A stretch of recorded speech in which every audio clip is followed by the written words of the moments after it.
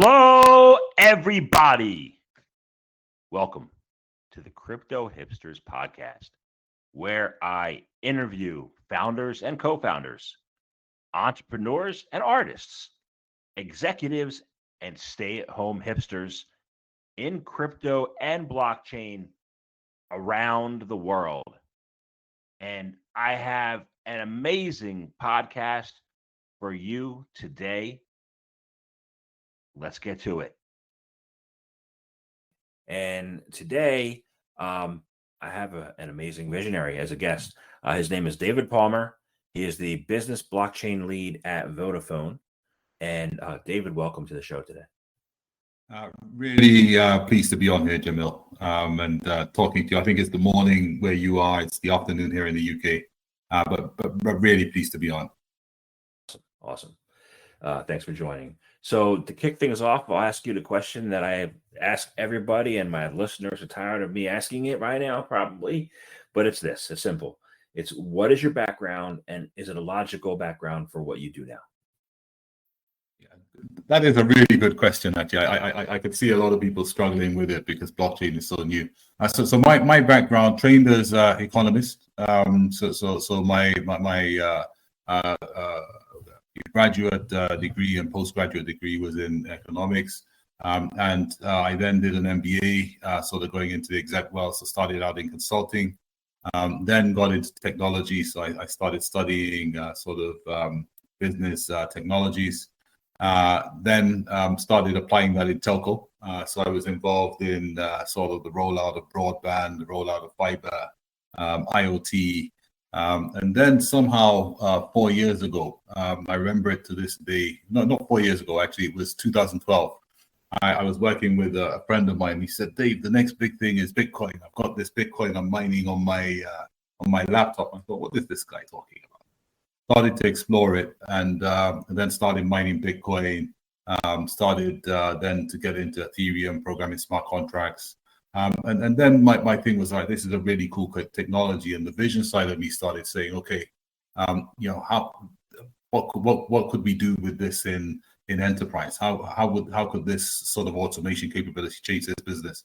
And forever since, I've been sort of looking at it from the Vodafone side. Last 4 years, just exploring how this technology, which was changing currencies and with a lot of use cases in banking, could apply to telecoms. What are the use cases? So roaming, an obvious one, carrier services, an obvious one.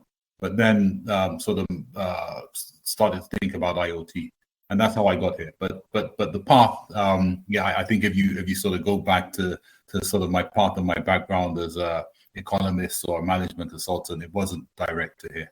I think that may be typical of a lot of people in this space.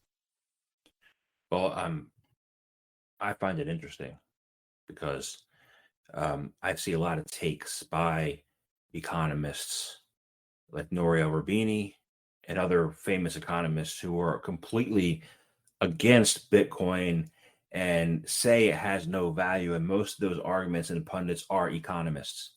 You are an economist, and you are into Bitcoin. So what sets you apart from those other economists, and how do you view it in such a way that they don't?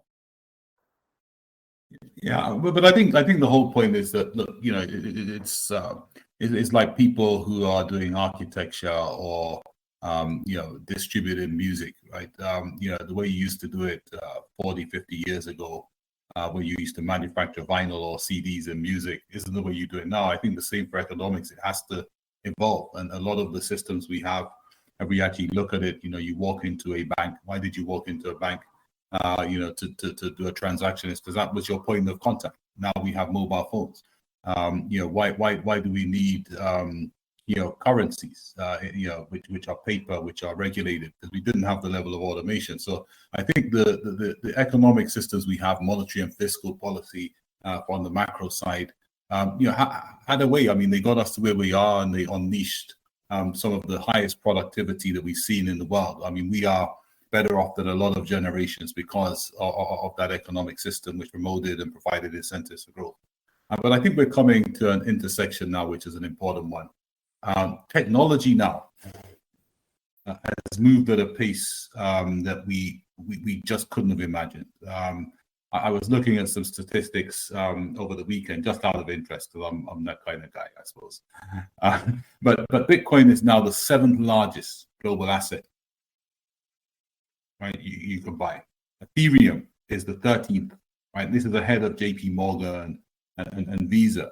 And I say that to say that the sort of economics that we had is having to adapt, right? To go with this massive change that an acceleration we've had in technology. So I'm not going to knock any economist that's saying it's worthless. I think it's a matter, and I think the jury's still out, to be honest, on what role digital currencies and tokens will play. But what I will say is that we're in a very exciting time where technology and the possibilities of what can be done is really democratizing access to a lot of things. So, for example, if you look at DeFi, decentralized finance, that allows people like me and you to become banks, right? We can have an asset, we can tokenize it, we can stake it and get a return. We can come together into pools and get a return. We can borrow based on different parameters. So that banking function is being democratized. You can see a lot of other use cases that are coming up. So it's a really exciting time, but we don't know how it will pan out. We don't know what the end of this technology can be. But I think somebody once said, the ride is pretty important, right? Enjoy the ride. And I think we're in for one hell of a ride now in this. But I think we've got to respect those guys as well, because the jury's not out. Got it. Thank you. So let me ask you, what is your role? Your business blockchain lead at Vodafone. What is your exact role? What do you do? What does your role encompass?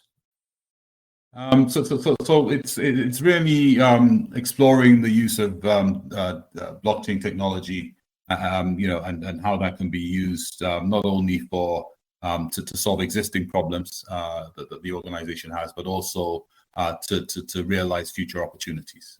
So it's how can it help us do existing business more efficiently, but also in terms of market making, is there any opportunities, markets, revenue streams that this can potentially bring that weren't there before? So I suppose that's it. It's all about innovation. And one thing I'd say as well is that being a blockchain lead is not blockchain alone, because blockchain is only one part of the puzzle when you look at platform technologies. It's more about looking at where this can augment platforms, where this can augment existing products and solutions, and how it can complement things like AI, big data, IoT, connectivity, etc., and how they come together to form a solution. Got it. So I have a follow-up there, because you are in a corporation, and I have many years of corporate experience. I haven't been in a corporate company in a few years, the size of AIG, which I was. But I haven't had some opportunities come my way because I'm not crypto native. We all know that there's a user experience issue in some of the platforms that are being created today. How does a corporate background help with the user experience, and how does having that background help see and move things forward in a way that only growing up in crypto doesn't? Yeah, no, I think there's pros and cons of both of them, but certainly I was on a talk yesterday, and we were debating the sort of merits of Ethereum versus Bitcoin, and I stopped and I said, guys, the consumer, the user, business or consumer user, doesn't care. They don't care what platform it is. They don't care what protocol it is. What they care about, this is the mass people, is that I'm going to not have to show my driver's license because I put it on a blockchain, and that's now a trusted credential that I can make available to people. Or, I can pay you direct with this token, and I don't have to pay a massive transaction fee and then that's all they care about. They care about the user experience and the service. And I think that's what we bring.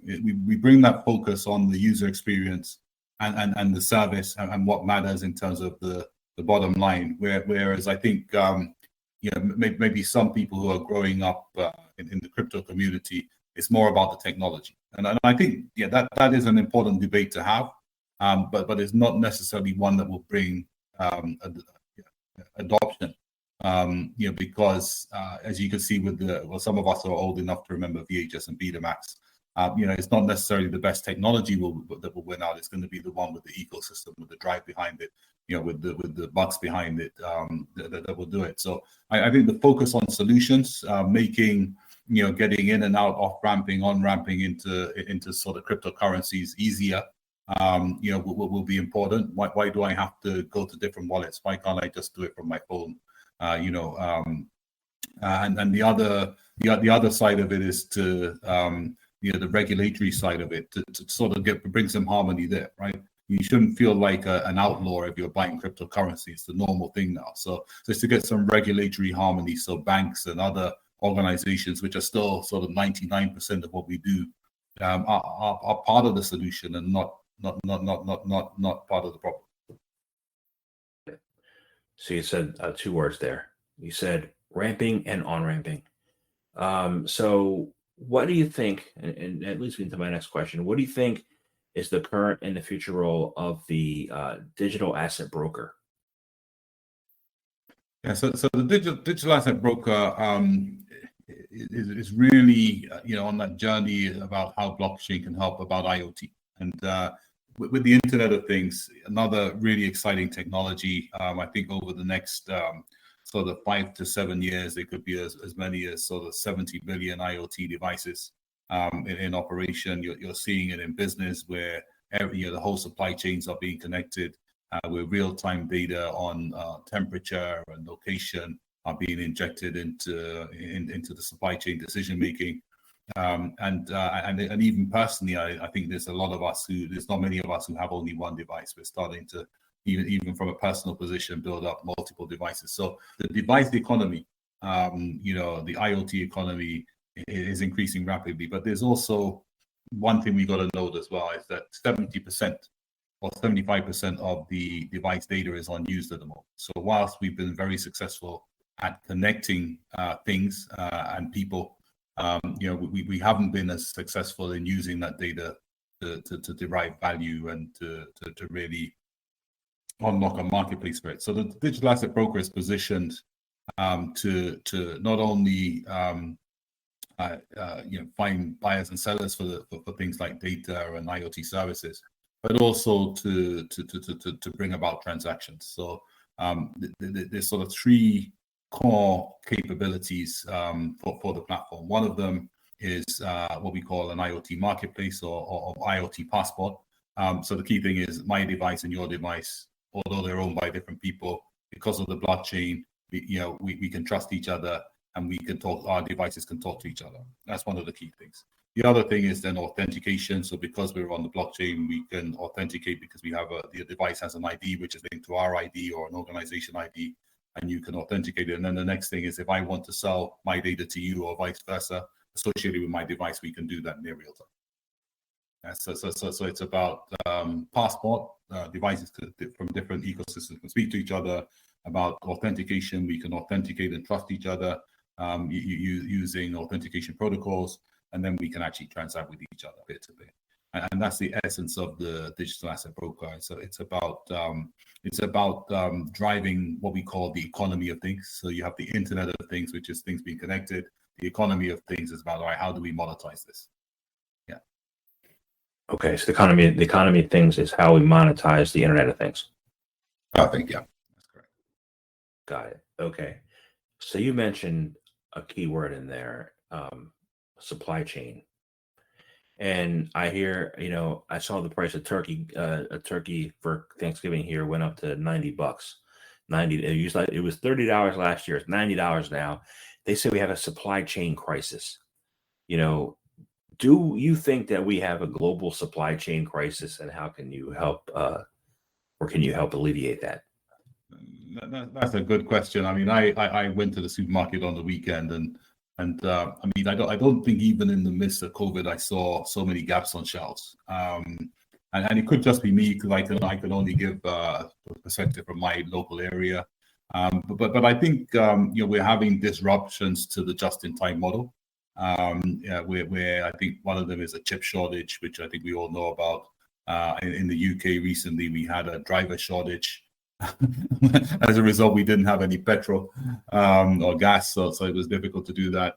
But we are seeing that the supply chain is not as slick as we've grown used to, and some of that is because of the reasons I mentioned it. But some of it is we're just buying more online.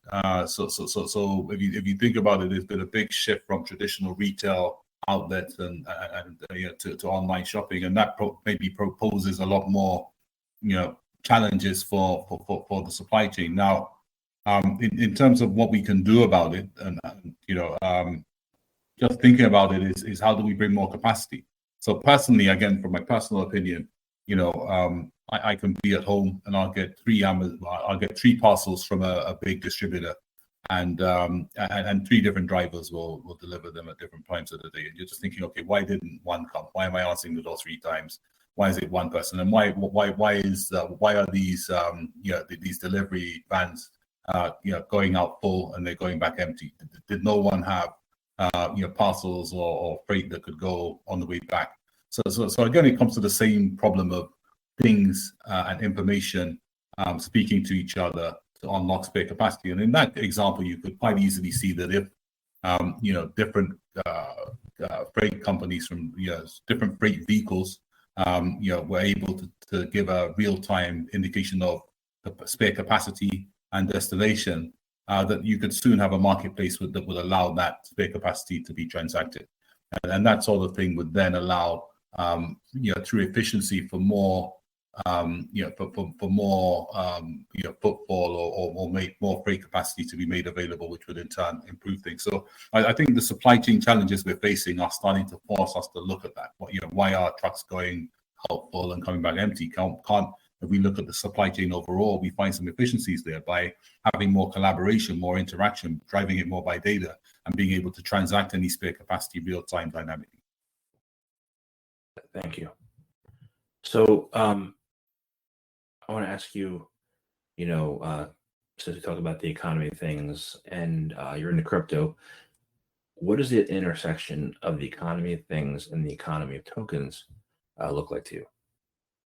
Two of my keywords there. So economy of things, I just mentioned, and I do believe that up to 70 billion IoT devices. You sort of that's almost 10 times the sort of human population, there's a whole economy that will build up from cars, devices, drones, sensors, essentially having their own P&Ls and transacting and earning money. And when you start seeing that sort of revenue, I believe that the whole economy will naturally spring up, where there's marketplaces, where there's financing, where there's settlement, around this, and that's the divergence of the economy of things, and that is starting to happen now. And when we believe that positioning a platform that can allow devices to speak to each other and transact is a good thing. The economy of tokens, I think we spoke about with crypto, and you only have to look at your wallet now, your crypto wallet, and you see the amount of tokens that are there. There's hundreds and hundreds of tokens. There's new ones coming out all the time. And what do they represent? They can represent the ability to use a platform. They can represent a real-world asset. They can represent a loyalty point. They can represent an NFT, a piece of art. So tokens seem to be evolving into the way to express a stake or a value or an interest in something. And then the blockchain platforms provide the trust, and the marketplaces then provide the ability for you to buy and sell. And I see that as the new economy of tokens. And I think it's really interesting. I listen and I read. I'm a boring guy. I listen and read a lot, right? But it was interesting that I was hearing that WeWork are now starting to accept tokens, for office space. Tesla a while back were going to accept Bitcoin. But you're just thinking about that, and you're thinking, okay, there's so many tokens now. It's only a matter of time before we have one company or organization paying in their token for services from another. And that's what I call digital barter. So that's where they're not going necessarily to fiat currencies for a medium of exchange all the time. Because when you think about that puts a lot of stress even on the blockchain in terms of the number of transactions and the gas fees. But this is where you can actually have two entities pay each other for services in their own tokens. And that digital barter is exciting. But we're at the beginnings of that with the amount of tokens that are around and the expressions in tokens. And I mean, who calculated the NFT boom that was going to happen? I mean, we spoke about the DeFi summer that happened last year, and that was amazing. But the NFT boom seems to have transcended to the consumer mainstream in a way that DeFi hasn't. And that's about talk. So you've got football, soccer, basketball, everything's everything's an NFT now, and that's just part of this whole move to the economy of tokens. Now, the economy of things and the economy of tokens is where things start to transact with each other in tokens, and that's the convergence that you're talking about there. So at the moment, you're talking about the whole supply chain and business to business being settled post pay using a contract and invoicing in normal currencies. But again, you can see that some devices connected to some platforms may want to pay some devices connected to other platforms in tokens, and I think that will be an interesting intersection to watch in the future. I actually envision smart cities, using both. And what have you had any thoughts on about smart cities? Yeah, I mean, I think it's amazing because smart cities powered by IoT sensors, data. You also got the smart citizen, connected human, and then you've got the blockchain, which essentially can bring all of this stuff together. AI, which brings inference, and then you have a new smart city based digital economy, which comes from it. And I think this is now a must as you start seeing a number of trends. We spoke about the move from retail to online. So that's putting a lot of strain on cities in terms of how that works. But then how do you use that capacity? How do you make the citizen experience more efficient, where you have more people in a city, where you have people who are at home more? So in terms of making a city's resources more efficient, again, just like the freight, I see blockchain providing the trust for resources and people, in the smart cities to interact dynamically. I see IoT as providing the data, and I see tokens and digital currencies providing the medium of exchange. Thank you. So let's shift gears a little bit, because there's been a recent announcement by Facebook that's launching Meta. Rebranding, right? And so Vodafone is also in some ways transitioning to the metaverse. What's going on with that, and how do you foresee it playing out? Yeah, I mean, I think we've been sleepwalking to the metaverse for a while. We just didn't know what it was called. I mean, this is everyone, right? But I think if you look at what the metaverse is, I mean, Facebook may come at it from a sort of experience point of view. Blockchain fundamentals may come at it from a sort of token or right of ownership point of view. But essentially, it's a digital representation of things in the real world in a digital world. And if you think about it, that's been happening for a while. So we all have a digital profile, which is held on databases all over the place. We have our driver's license, our credit history, other factors about ourselves. So does a business, right?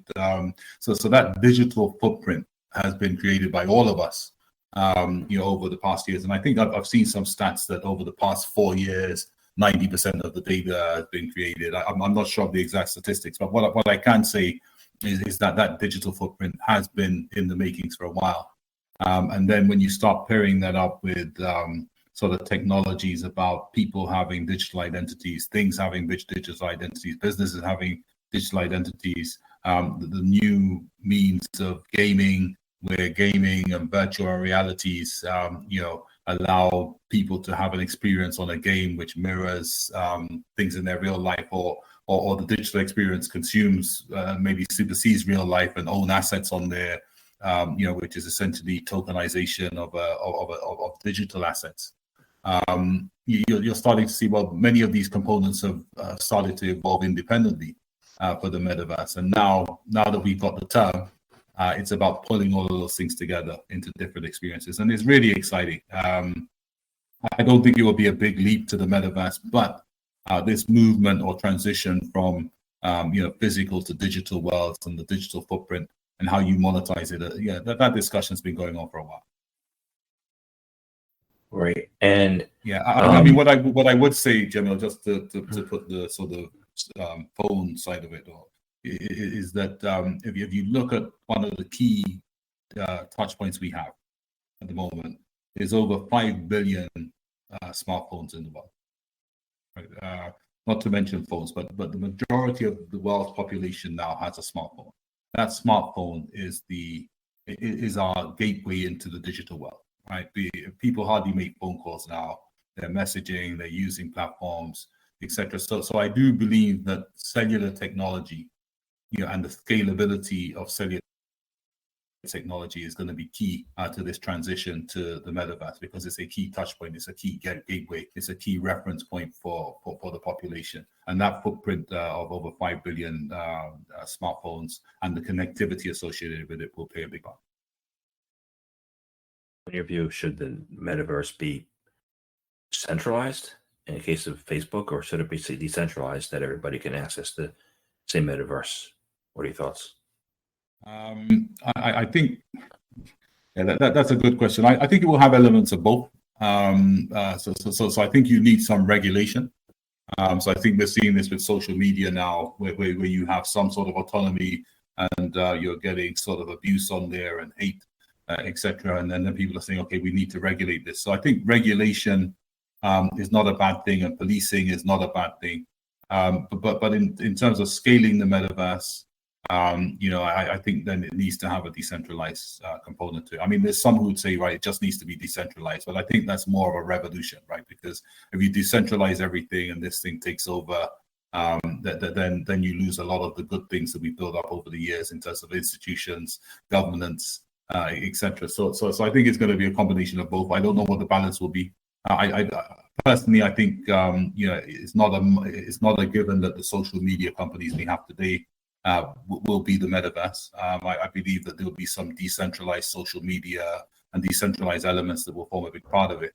But we do need, centralized government and regulation, in my view, to have an oversight on this.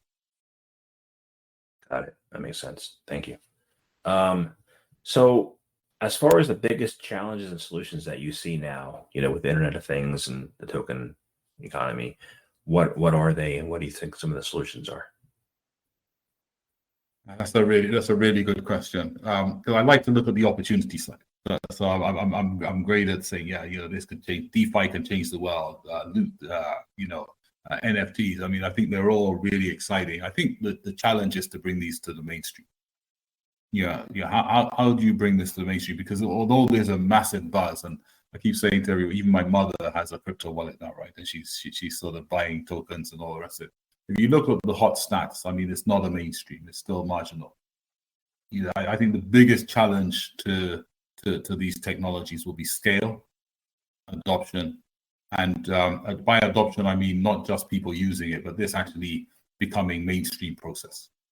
And I think that will take time, because if you look at a lot of technologies that aren't social, I mean, I think social media is different, because that is about people just messaging or communicating with each other. But it's not about how I buy a car. It's not about how I vote. It's not about how I travel. It's not about how I give people access to my data. And those are fundamental things that are interweaving into a lot of business processes. And I think that will take time. I think that will take time to be implemented. So I think that's the biggest challenge, is scalability and adoption. Got it. Thank you. So I have one last. I want to thank you very much for your time today. It's been a great conversation. I enjoyed talking to you. Thank you. And my last question is this: for those people who want to find out more information about you, about your company, about what you do, how can they do that? Yeah, so my LinkedIn profile, I'm very active on LinkedIn, and you'll get most of my thinking on there, most of my reactions. So that would be the platform to connect with me. Anything I'm doing related to any of the platforms I'm involved in, will be there. It's in my posting history. So yeah, that would be, and I'll make sure I leave that post with you, my LinkedIn connection with you for viewers to follow up. Awesome. Thank you very much for your time today. Oh, great. Thank you. Thank you so much. Bye-bye.